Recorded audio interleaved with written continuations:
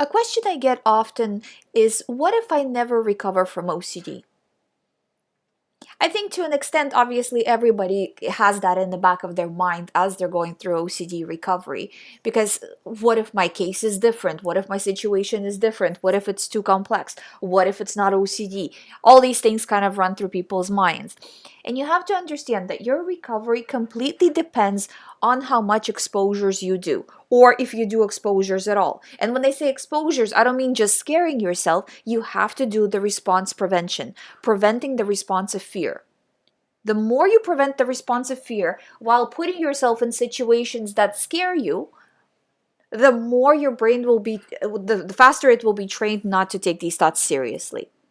So as long as you do exposures, you will recover. Exposures and response, you will recover.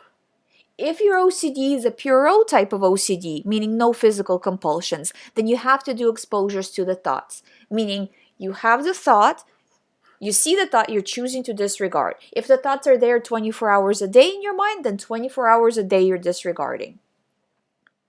So you're saying, yeah, I see the thought, I feel the fear, yes, it's all very anxious and scary, but I'm choosing to disregard, I'm choosing not to pay attention to it because this is just my OCD coming in.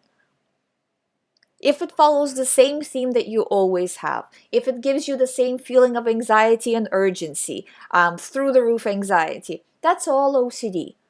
Choose to view it as OCD and don't take too many steps back. I mean, some steps back are natural. That doesn't mean that you're not going to recover. But if you're taking more steps back than you're taking steps forward, then you're training your mind the wrong way.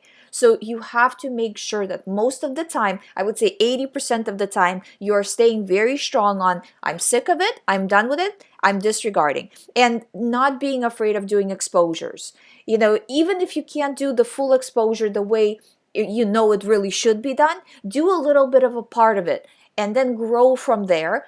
See that, okay, nothing happened, everything was fine, kind of a little bit reassurance, right? That you go through the exposure, you see that it was okay. The anxiety did go up a lot, but it did go down. So that's fine. And now next and next and next, and propelling yourself forward. This is not an overnight miraculous recovery. This is work. You have to consistently and continuously do work. Every single day, every moment of every day. If you do this, there is no way you will not recover. When I do recovery program with people, sometimes it's very, very difficult. Sometimes it's easier, but everybody pretty much recovers. I have very few people who do not recover.